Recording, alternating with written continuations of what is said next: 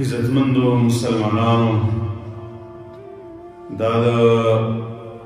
رمضان المبارک غوره شپې او ورځې دي او ډېرې په تیزۍ باندې روانې دي. تقریبا نیم رمضان زموږ او ستاسو نه تېر شو او باقي پاتې چې کومې ورځې دي دا ډېرې زیاتې قیمتي دي. زما عزتمندو شپې هم ډېرې زیاتې قیمتي دي. د دې وجې نه سستي دا د ځان نه ایستل پکار دي او د الله بندګۍ ته سمې بډې وال پکار دي. لکه زموږ او ستاسو د پیغمبر محمد رسول الله صلی الله علیه وسلم طریقه دا وه، کله چې به دا اخیری لس شپې داخل شوې نو په دې کې خو به یو د الله نبي اعتکاف کوو. دا د الله د نبي یو سنت و چې په اخیرنۍ عشره کې به نبي علیه الصلاة والسلام اعتکاف کوو او بله دا ده چې په دې اخیرنو لسو شپو کې به نبی علیه الصلاة والسلام ډېره زیاته بندګي کوله، شپه به یې شوګیروله. حدیث کې راغلي دي په خپله به هم شپه شوګیروله او خپل اهل به هم راایښه و بندګۍ دپاره، خپلې بیبیانې دا به یې راپاڅولې چې په دې شپو کې د الله بندګي کوئ. نو د دې وجې نه زما مسلمانانو وروڼو موږ او تاسو هم د خپل نبي په طریقه باندې په هغې باندې عمل کوو. هغه ته الله رب العالمین ډېر اوچت مقام ورکړی و، خو سره د دې نه د هغه نه په بندګۍ کې څوک مخکې شوي نه دي. یو قسم بندګي د الله د نبي نه نه پاتې شوې او هره بندګي دومره کړې ده چې د الله د نبي دې بندګۍ ته وګورې، د هغه معمولاتو ته وګورې، د هغه ستړي ته وګورې، هغه انسان حیران پاتې شي چې د الله د نبي څومره بدن کې طاقت و چې د شپې به څومره بندګیانې کولې، د ورځې به څومره بندګیانې کولې. نو موږ او تاسو خو ډېر ګناهګار یو، زموږ نه ډېر زیات ګناهونه کېږي، ډېر کمي دي په موږ او تاسو کې. موږ به ډېر زیات کوشش کوو زما وروڼو او هر قسمه عبادتونه به کوو. دا ما تېره خطبه کې م ویلي وو چې دا د رمضان میاشت ده، الله رب العالمین ته پکې اعمال ډېر خوښ دي، ډېره په ښایسته طریقه باندې قبلوي الله، اجرونه به ډېر زیات ورکوي. د دې وجې نه موږ او تاسو به هر قسم عملونه کوو. د فایدې دپاره یو څو احادیث دا د یو څو اعمالو د فضایلو په باب کې ویمه چې موږ او تاسو ټول په هغې باندې عمل وکړو زما وروڼو. ځکه زموږ او ستاسو دین کې دوه قسمه خبرې دي. یو ترغیبات دي، الله رب العالمین ترغیب ورکړی دی، اعمالو ته ترغیب ورکړی دی، جنت طرف ته ترغیب ورکړی دی. دویم قسم ترهیبات دي، یری الله ورکړي دي چې دا مه کوئ، د جهنم نه ځان وساتئ، ګناهونو نه ځان وساتئ. دا خلک یې ایرولي دي، په دې ایرولو باندې د جهنم نه بچ کوي او په دې ترغیب باندې جنت طرف ته راپاږي، شوق ونه پیدا کوي، د جنت شوق په بندګانو کې پیدا شي، د نیکۍ شوق په بندګانو کې پیدا شي. اولنی حدیث دی د انس بن مالک رضی الله عنه، هغه فرمایي وی نبی علیه الصلاة والسلام فرمایل ما من عبد اتا اخله، نشته یو بنده مسلمان چې دی راشي د خپل مسلمان رور خواره او د څه په نیت راشي یزوره فی الله، د الله لپاره د هغه ملاقات کوي. ستا مسلمان رور دی، د اسلام تعلق دی ورسره،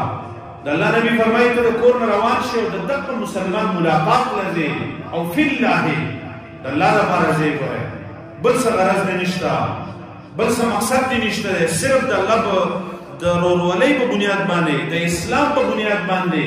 او د الله رب العالمین دپاره دا سړی د کور نه روان شي او د دې مسلمان ملاقات کوي. نو د اسمان نه یو ملائکه आवाज کوي دا سړی وی اوري نه خو موږ تاسو ته د الله رسول ویلي دي چې یو ملائکه आवाज کوي نادا منادی من السماء یو منادی او आवाज کوونکی आवाज کوي ان طبت وطابت لك الجنه ان طبت وطابت لك الجنه تدیر مزیدار ته چې په کوم حال کې د ډېر بهترین حال دی او ستاسو لپاره جنت هم ډېر مزیدار دی تاسو لپاره الله جنت تیار کړی دی دا ستاسو عمل چې دی دا جنتی عمل دی په دې باندې الله ستاسو راضي دی په دې باندې تعالی الله رب العالمین جنت درکوي او بیا وروسته ورپسې فرمایي چې الله رب العالمین په خپل بادشاهۍ کې داسې وفرمایي قال الله في ملكوت عرشه الله رب العالمین په عرش کې د عرش د پاسه دا خبره وکړي چې عبدي زار پیا زما دې بنده ملاقات کړی دی او پیا زما دپاره کړی دی دې بل مسلمان ملاقات له تللی نو الله فرمایي فیا زما دپاره تللی زما د راضي کولو دپاره تللی ما چې کومه د اسلام ورورولي قایم کړی وه په هغه بنیاد باندې دا سړی د بل مسلمان ملاقات له تللی او بیا ورپسې فرمایي چې وعلی قراه الله فرمایي د دې سړي میلمستیا په ما باندې ده د دې سړي میلمستیا په ما باندې ده او فلم ارزه بقرا دون الجنه د جنت نه علاوه په بله میلمستیا باندې زه نه راضي کېږم دې سړي له به په جنت کې میلمستیا ورکوم چې کوم سړي د الله لپاره د بل مسلمان سره ملاقات کړی زمانو دا یو اسان عمل دی ډېر اسان عمل دی وایي موږ یو خوا ځو بل خوا ځو منډې تړلې وو خو د مسلمانانو سره د الله لپاره ملاقات کول چې تر دې ځایه روان شي یو بل کلي ته ورشي او ستا یو مسلمان ورور دی ملګری دی تعلق والا دی او د هغه سره صرف د الله لپاره یو 20 منټه کښېنې او بیا ترې روان شي تا لپاره به دا اعلان کېږي چې نادا منادي من السماء ان طبت چې ای بنده ته ډېر په ښکلي حال کې ستا لپاره الله جنت تیار کړی دی او تعالی بر الله رب العالمین په جنت کې میلمستیا درکوي د الله رب العالمین چې یو سړی میلمه شي او الله د هغه میزبان یې زما عزتمند دا څومره اوچت مقام دی دا د مسلمان صرف د ملاقات الله رب العالمین په دې باندې دومره اجر ورکوي او بل حدیث کې نام راغلی دی چې ان طبت وطاب ممشاک وتبوأت من الجنة منزلا د الله نبي فرمایي چې دې سړی را رواني کله نو الله رب العالمین د دې لپاره دا اعلان کوي چې ان طبت ته ډېر مزیدار یې ډېر په بهترین حال کې وطاب ممشاک ستا دا تلل ډېر بهترین دی او وتبوأت من الجنة منزلا تا ځان له په جنت کې ځای تیار کړه تا ځان له په جنت کې ځای تیار کړه دا زمانه د مسلمان سړي په ملاقات باندې الله رب العالمین دا اجر ورکوي خدا ملاقات به کړی د الله لپاره یې ته به قرض پسې نه تلې په بل څه سوال جواب پسې به نه تلې خالص ته دې لپاره به تلې چې دا زما مسلمان ورور دی د سره ملاقات کو هسې ورسره کښېنه د هغه تپوس وکړه د هغه حال احوال وتپوسه او بیا د هغې نه بعد بیا د هغه نه راځه تعالی الله رب العالمین دا دومره عظیم اجرونه درکړي او بیا چې د دې نه اخوا ته د خپل رشته دار خواله لاړ شي چې دا ستا رشته هم ورسره خور دی دا ترور دی دا بل رشته دی دا ورسره په هغې باندې په ډېر اجر الله رب العالمین ورکوي ځکه هغه عام مسلماني نه ده هغه مسلماني ده او بیا ورپسې رشته هم ده په دې باندې الله رب العالمین تعالی ډېر زیات اجر درکوي نو زمانو دا عمل په دې روژه کې پکار دی چې موږ او تاسو یې وکړو د خپلو رشته دارو تپوسونه وکړو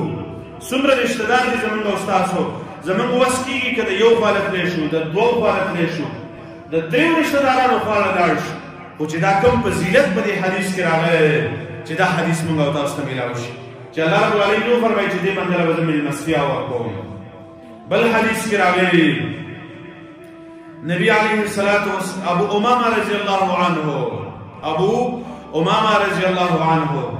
دا راغی او د الله نبي ته وفرمایل مرني بعمل د الله پیغمبر ماته یو عمل وښایه چې ادخل به الجنه چې په هغې باندې زه جنت ته داخل شم دا د صحابو مزاج و زما ورونو د صحابو طریقه دا وه چې هغوی به د همیشه لپاره د الله د نبي نه داسې تپوسونه کول چې د دین په باب کې به یې تپوسونه کول ما له د الله پیغمبر داسې عمل راته وښایه چې زه به جنت ته داخل شم ستا ملګرتیا راته په جنت کې میلاو شو صحابي دا تپوس کړی و د الله نبي ته فرمایلي وو سره خدمت یې کړی و د الله پیغمبر نو د الله نبی ته فرمایي سل سو غواړه هغه ته فرمایي الله پیغمبر دا غواړم چې ستا سره په جنت کې ملګری یم دنیا کې خو زمونږ ګاونډي خو چې جنت کې هم زمونږ ستا سره ګاونډي نو د الله نبی ته یو نسخه ښودلې وه چې ډېرې سجدې لګوه فاعنی علی نفسک بکثرة السجود ډېرې سجدې لګوه ډېر لمونځونه کوه ته به جنت کې زما ملګری نو دا صحابي راغی د ابو امامه او د الله نبی نه دا پوښتنه وکړه چې د الله پیغمبر داسې عمل راته وښایه چې جنت ته به داخل شمه زنانه به راتلې د الله نبي نه به دا تپوسونه کول دا د هغه خلکو د جنت سره مینه وه زما وروڼو د هغه خلکو د جنت یو شوق و د هغه خلکو د جنت یوه جذبه وه ځکه دا تپوسونه کول دلته یو سړی راشي یو عالم نه دې تپوس وکړي که نه دلته صرف دا تپوس کوي غوا میله ته وایي سره له دم که چې لته نه وایي دلته دا تپوس کوي غوا میله ته وایي تعویض ونه وکړه چې لکۍ پسې ښکرو پسې وتړمه ماشوم دی ټوله شپه دې خوب نشو کولی یاره جي څه دم که چې دا جاړي دې تپوسونو له خلک راځي دې تپوس ته یو سړی هم رانغی چې مولانا صاحب روژه راغلې ده ما کې دا بیماري ده د دې علاج راته وښایه یاره د داسې یو عمل وښایه داسې یو وظیفه راته وښایه نه نه زما وروڼو موږ دنیادار خلک یو زموږ ټول نظر په دنیا باندې دی موږ چې هر ځای کې موږ په جومات کې هم د دنیا په باب کې تپوس کوو د دنیا لپاره تپوسونه کوو ما ته په دې پیج باندې همروز یو سړي میسج کړی د افغانستان نه د سعودي عرب نه راته میسج کړی چې یاره چې زما کار ولاړ دی او څه وظیفه راته وښایه چې زما دا کار روان شي زه ویل مطلب داسې بد سړی هم یم خو کار مې ولاړ دی دا خبره په دې بنیاد باندې کوم زما وروڼو دا بله خبره نه ده ښه خبره ده چې یو سړی د چا نه دعا وغواړي زما لپاره دعا وکړه یا داسې اذکار وظیفه طلب کړي خو مقصد مې دا دی چې د صحابو مزاج دا و چې هغوی به د جنتي اعمالو تپوسونه کول چې جنت ته داخل شي یدخلني الجنه ویباعدني من النار د الله پیغمبر داسې عمل راته وښایه چې جنت ته داخل شم او د جهنم نه بچ شم نو دا ابو امامه راغلی دا تپوس یې کړی د الله پیغمبره دا عمل راته وښایه نو د الله نبي ورته وفرمایل چې علیک بالصوم ابو امامه روجې نیسه فانه لا مثل له د دې مثل نشته په اجر کې د دې مثل نشته ابو امامه را تپوس کړی داسې عمل راته وښایه چې جنت ته مې داخل شم د الله نبي ورته وفرمایل ابو امامه روجې نیسه فانه لا مثل له د دې مثل نشته دی ځکه د دې اجر الله رب العالمین ورکوي او بیا وروسته فرمایي ابو امامه څومره عمل کړی په دې باندې چې څومره عمل هغه کړی د هغه عمل ته وګوره وكان ابو امامه لا يرى في بيته الدخان دا ابو امامه په کور کې وایي چې لوګي به لیدل دا ابو امامه په کور کې به لوګي چا نه لیدو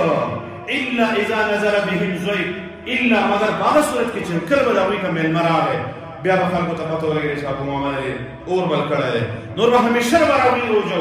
په خپله هم روژه و بچي به هم روژه و ځکه د الله نبي ورته فرمایلي چې دا عمل د جنتي عمل دی نو روژې به یې نیولې اورونه به مطلب پخلي به یې نه کول دا لوګي نه ښکاره کېدل د دې خبرې دلیل و چې دوی روژه دي دوی په کور کې پخلی نه کېږي دې ته عمل ویلی کېږي زما عزتمندو دې ته تابعداري ویلی کېږي دې ته د جنت تړپ او جذبه ویلی کېږي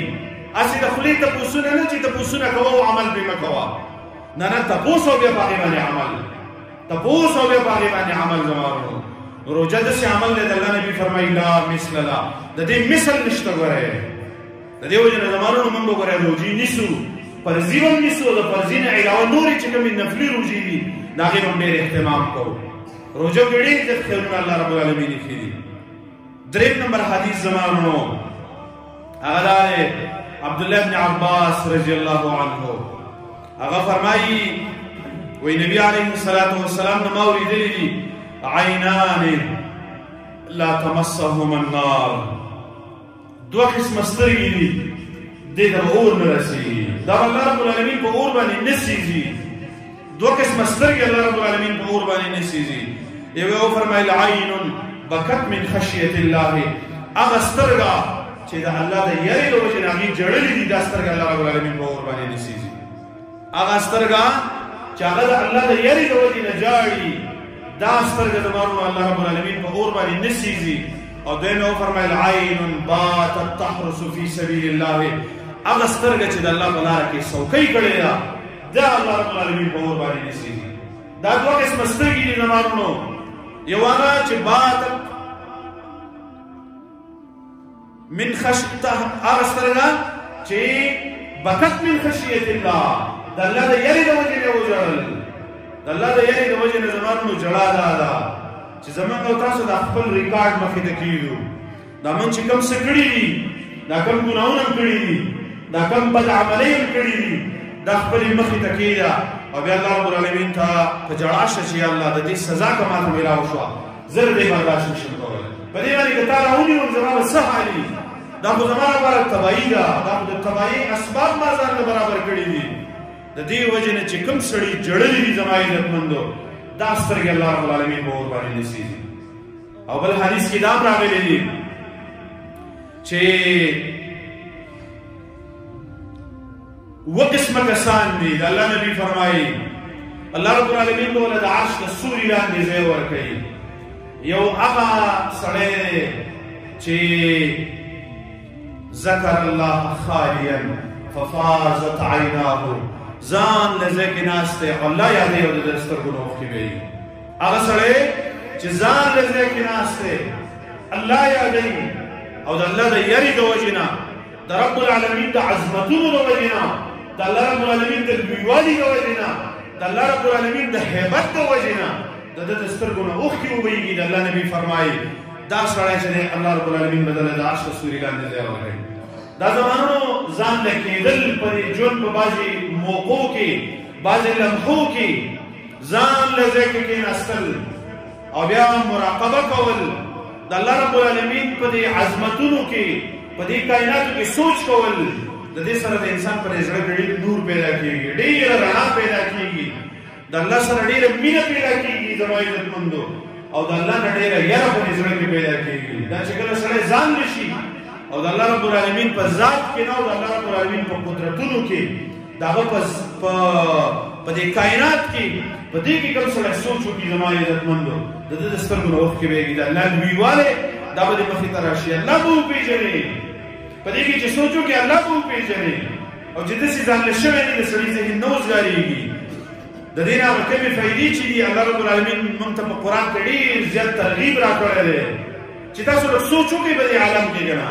په دې ورځ کې سوچ کوه، په دې شپه کې کوه، په دې اسمانونو کې، په دې ځمکو کې، په دې عالم کې سوچ وکړه. الله فرمایي دا مثالونه چې الله رب العالمین قرآن کې ذکر کړي دي، دا دلایل چې الله عقلي ذکر کړي دي قرآن کې، دا د دې لپاره ذکر کړي دي چې په دې کې سوچ کوئ. نو زما عزتمندو دا دوه قسمه اعمال دي. یو دا چې د الله د یرې د وجې نه ژړل، دا سترګې الله رب العالمین په اور باندې نصیږي. او دویم دا چې د الله په لاره کې څوکۍ کول. نو د الله په لاره کې به چا ته توفیق میلاویږي، چا ته به نه میلاویږي زما عزتمندو. خو د الله د یرې نه ژړا چې ده دا خو به دونه ګرانه نه وي، دا خو هر سړي ته دا موقع میلاو ده. د شپې راپاڅېږه لمونځ وکړه، په خپلو ګناهونو باندې وژاړه، د ورځې څه ټیم کې وژاړه، هر یو ټیم کې الله رب العالمین ته لږ ژاړئ زما عزتمندو. دا جمود العین چې دی که نه د سترګو کلکوالی، د زړه کلکوالی، دا د بدبختۍ نښې دي. ګورئ سترګې کلکېدل حدیث کې راغلي دي، دا بدبختي ده چې ستا په ټول عمر کې د الله د یرې د وجې نه ستا د سترګې نه اوښکه توی نه شي. دا زما عزتمندو ډېره لویه بدبختي ده. نو دا عمل موږ او تاسو په ځان کې پیدا کول پکار دي. یو به د مسلمانانو زیارت او ملاقاتونه کوو زما عزتمندو، الله رب العالمین به دا دوی اجرونه راکوي، مخکې د حدیث کې بیان شو. او دویمه دا دی چې روژې د روژو فضیلتونه چې د دې په مثل د دې سره بل څیز مثل نشته دی. او درېیمه دا ده چې د الله د یرې د وجې نه ژړا کول. بله خبره زما عزتمندو هغه د اعتکاف متعلق ده. اعتکاف دا یو مسنون عمل دی. د نبي علیه السلام طریقه وه، هغه به په اخیرنۍ عشره د رمضان کې په دې کې به د الله نبي اعتکاف ته کېناست او په اخر ځل باندې شل شپې د الله نبي اعتکاف کړی و. او دا مسنون دی د محلې نه د کوم چم چې دی د هغې نه به څه کسان خامخا اعتکاف ته کښېني چې کله د رمضان شلمه روژه ته ماته کړي او یویشتمه شپه شروع شي چې نور پرېوځي د دغه ټیم نه د دې ټیم شروع کېږي چې نور څنګه پرېوځي او یویشتمه شپه شروع شي نو د دې نه د اعتکاف ټیم دا شروع کیږي او د نبی علیه السلام خپله طریقه دا وه زما وروڼو چې د الله نبي به په 21مه شپه باندې جومات ته راغی ځان له به یې ځای تیار کړی و ځان له کوم معتکف چې ورته وایي پردې ووهي او یو سړی پکې ځان له کښېني دا پردې وهل مسنون طریقه ده نبی علیه السلام ځان له معتکف تیار کړی و بیا د سهار مانځه نه بعد معتکف ته ننوتی و د الله پیغمبر د سهار مانځه نه بعد نور په 21مه شپه باندې چې شپه داخلېږي او ته جومات ته ننوتی یې دا مسنون اعتکاف دی زما عزتمندو یو د دې نه علاوه نور مستحب اعتکاف دی مستحب اعتکاف نیت دا دی چې جومات ته راننوځې د اعتکاف نیت کوه که ته ګنټه کښېنې که 2 ګنټې کښېنې که 5 ګنټې کښېنې دا اعتکاف هم مستحب دی دا هم صحیح دی خو چې دا کله نیت کړی وری چې بیا ووتې بیا راتلې بیا اعتکاف نیت به ورسره کوې نیت به ورته تازه کوې نو تاله به الله د اعتکاف اجر هم درکوي جومات کې چې څومره ایسارېږي د هغه مانځه او تلاوتونو اجرونه به هم تا ته میلاوېږي او د دې نه علاوه د اعتکاف اجر به هم تا ته الله رب العالمین درکوي هر څومره ټایم چې ته ایسار وي په جومات کې او یو دغه مسنون چې کوم اعتکاف دی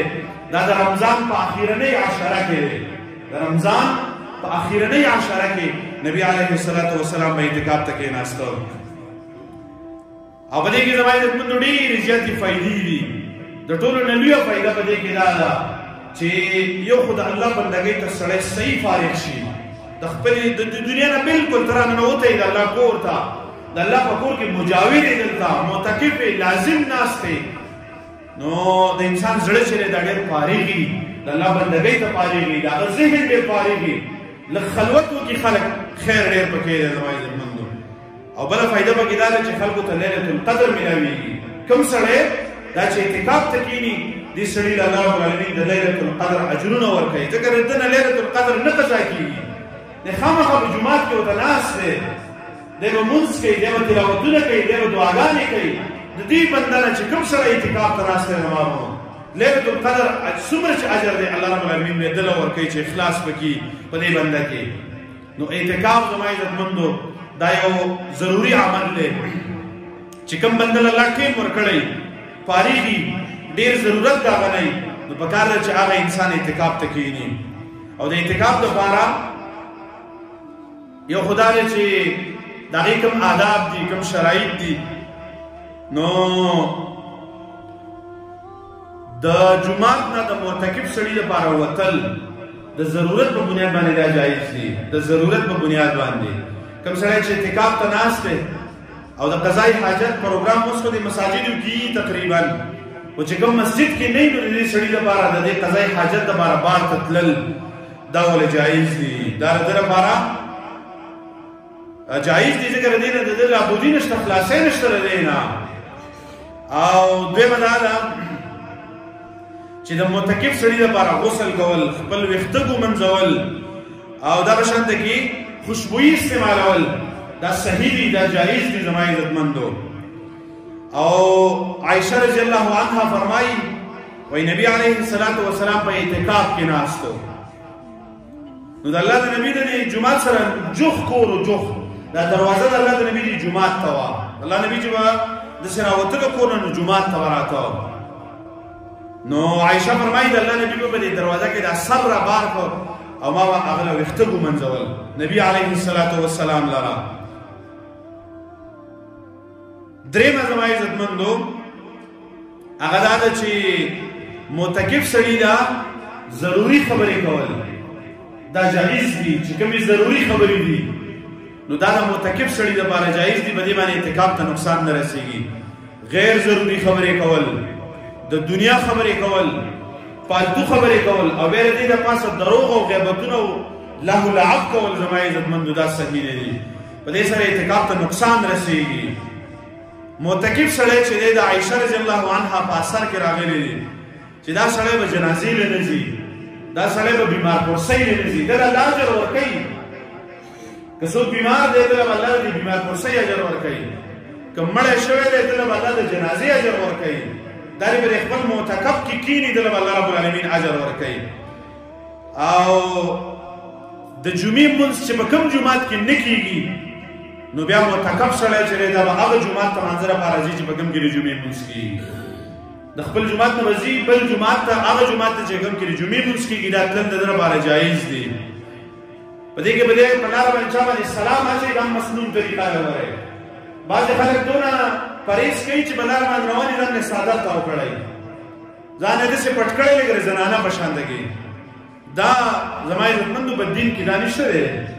معتکف سړی دی د جومات نه دې وځي په لاره باندې ځي څوک ورسره میلاویږي په هغه دې سلام اچوي او هلته دې لمونځ وکړي او د هغې نه بعد غیر ضروري به دا سړی نه ایسارېږي او بیا به راځي خپل مسجد خپل ځای خپل معتکف هغې ته به دا سړی راننوځي. د علي بن ابي طالب په اثر کې ورسره دا راغلي دي. علي بن ابي طالب رضی الله عنه سعید بن منصور دا روایت راوړی دی. هغه فرمایي چې جنازې هم تلی شي او جمعې هم تلی شي او د مریض بیمار پرسۍ هم تلی شي. خو راجح دا ده زما عزتمندو د عایشه رضی الله عنها هغه اثر موږ ووایو. هغه فرمایي سنت دا دی چې دا سړی په اعتکاف کې ناست دي. دا به بیمار پرسۍ له جنازو له دې له به نه ځي سوا د جمعې د مانځه نه او سوا د قضای حاجت نه. او که د معتکف سړي خواره میلمه راغی یو سړی معتکف دی او ستا خواره میلمه راغی نو د دې میلمه سره خپلې ضروري خبرې کول دا د ده لپاره جایز دي. زما عزتمندو د الله نبي اعتکاف کې ناستو بیبي یې خواره راغلې وه. صحیح حدیث کې راغلی دی د الله نبي اعتکاف کې ناستو صدیه رضی الله عنها یې خواره راغلې وه او د الله نبي بیا واپس کور ته ورسوله. بیا هغه یوازې وه شپه وه نو د الله نبي د هغې سره روان شو او په لار باندې ورسېدل. دوه صحابه یې ولیدل نو هغوی ته دا خبره هم وکړله چېرته د دې خلکو غلط ذهن ته څه رانه شي. ورته یې وفرمیل دا ګوره زما بیبي ده دا ما څه چې روانه ده دا زما بیبي ده. نو د الله نبي خپله بیبي د جومات نه بولې وه اعتکاف کې ناسته کوره پورې بوتلې وه. نو که یو متکف سړی د خپل میلمه سره د دې دروازې پورې وځي دا به جایز وي. زما ورونو میلمه سره ضروري خبرې کول غیر ضروري خبرې کول زما عزتمندو دا په عامو حالاتو کې په جومات کې ناروا دي. چې عام حالات دي که نه نو په جومات کې د دنیا او غیر ضروري خبرې کول دا جایز نه دي دا ناجایز دي. نو بیا د اعتکاف په حال کې خو بلکل دا بند دي پابندي دی زما ورونو په دې باندې. او اعتکاف زما عزتمندو چې کله یو سړی بغیر د ضرورت نه د جومات نه بار ته وتی دی په دې باندې اعتکاف ماتېږي. بغیر د ضرورت نه ستا ضرورت نشته دا مخکې چې کوم موږ ضرورتونه وویل د دې نه بغیر ته وتی یو بار ګرځې راګرځې نو د دې سړي اعتکاف چې دی دا ماتېږي. او بله خبره زما عزتمندو هغه ورسره دا ده د نبي علیه السلام زمانه کې نبی علیه السلام په مسجد نبوي کې اعتکاف ته کېناسته. بیا د الله د نبي نه وروسته د الله د نبي بیبیانې به په مسجد نبوي کې اعتکاف ته کېناستې. دا یو مسله ده زما عزتمندو چې د زنانو اعتکاف دا به په کوم ځای کې نو په دې کې راجح قول دا دی د جمهور علماو قول دا دی چې د زنانه اعتکاف چې دی دا په جومات کې صحیح کېږي. تاسو قرآن دې آیت ته وګورئ الله رب العالمین فرمایي وانتم عاکفون فی المساجد چې تاسو اعتکاف کوونکي په جومات کې جومات لفظ یې اوس ویلی دی چې تاسو په مسجد کې اعتکاف کوونکي. د دې وجې نه زما عزتمندو د مسجد نه بغیر اعتکاف نه کېږي. مسجد نه بغیر اعتکاف نه کېږي. نو که کومو زنانو ته موقع وي داسې یو ځای لکه اوس حرم کې ځایونه وي مکې ته چې لاړ شي مسجد حرام کې هلته هغوی بندوبست کړی دی هلته کېږي اعتکاف. داسې بلې پاکستان کې ډېر زیات مساجد دي هغوی د زنانو لپاره بندوبست کړی دی اعتکاف دپاره د زنانو انتظامیه تیاره کړي د هغوی لپاره د روجمات دي او د صحرۍ پروګرام کوي په هغې کې. په کور کې زما عزتمندو د زنانو اعتکاف دا چېرته په آثارو د صحابو کې نه دی راغلی چېرته صحابیاتو نه دی کړی. صحابیاتو چې اعتکاف کړی دی په مسجد نبوي کې کړی دی او دا د جمهور علماو قول دی. که یو سړی دا قیاس کوي چې یاره په کور کې لمونځ کېږي نو په کور کې اعتکاف هم کېږي نو دا قیاس زما عزتمندو دا صحیح نه دی. په عباداتو کې ګوره قیاسونه نه چلېږي. په عباداتو کې دا به بل سړی بل څیز به بیا قیاس کړي بیا به حج او عمرې هم په کور کې کوي چې هلکه لمونځ یې کېږي نو حج او عمرې بیا په کور کې کېږي. نو دا قیاس چې دی دا غلط دی زما عزتمندو. د دې وجې نه د زنانو اعتکاف زنانه داسې په کور کې قیام اللیل کوي د شپې د لمونځونه کوي. په اعتکاف کې خو مقصود دا دی چې سړی ځانډوالی وکړي خلوت وکړي د اخرنۍ شپې دا په صحیح بندګۍ کې تېرې کړي. نو په کور کې دې یي او دغه شپو کې دي قیام کوي، منځونه دي کوي، په خپل اهل را بیداري، تلاوتونه، دعاګانې او اذکار دي کوي. نو دا د اعتکاف مطابق یو څو ضروري خبرې وي. او اخیرنی خبره زما عزتمندو هغه د فطرانې د فطرانه چې ورته ویل کېږي سرسایه صدقة الفطر. یو خبره دا یاد ساتئ، موږ ته دین چې دی د الله نبي واضحه کړی دی، د الله نبي بیان کړی دی، صحابو په هغې باندې عمل کړی دی. هر هغه عمل چې په هغې باندې صحابو عمل نه و کړی، زما عزتمندو د هغې نه بیا ځان ساتئ چې په کوم کار هغه صحابه په عمل کې نه و راغلی، نو عمل نه یې ګورئ، د هغې به اصل نه په دین کې. نو د نبی علیه السلام طریقه دا وه چې سرسایه فطرانه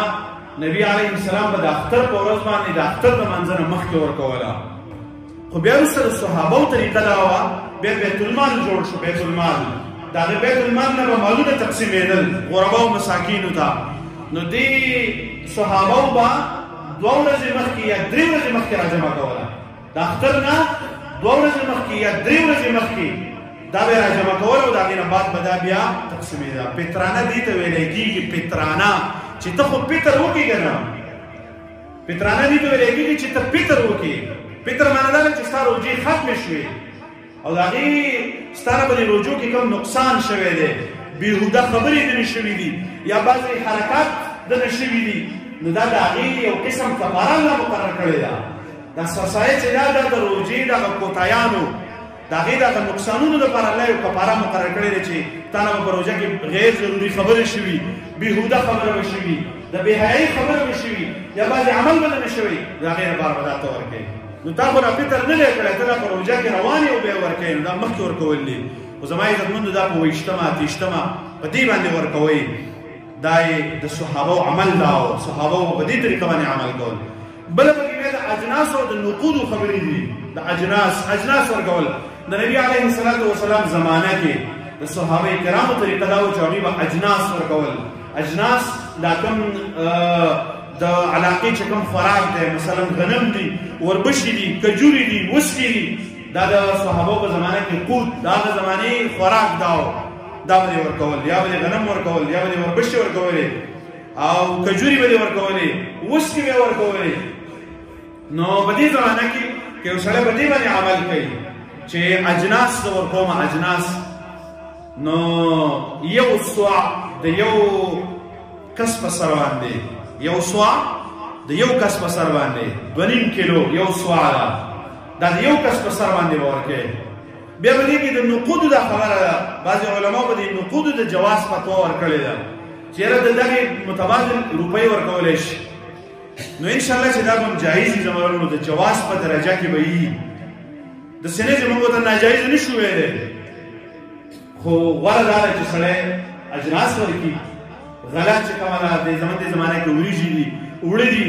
که دا یو سړی ورکولی شي، دا به هغه هوبهو هغه طریقه به وي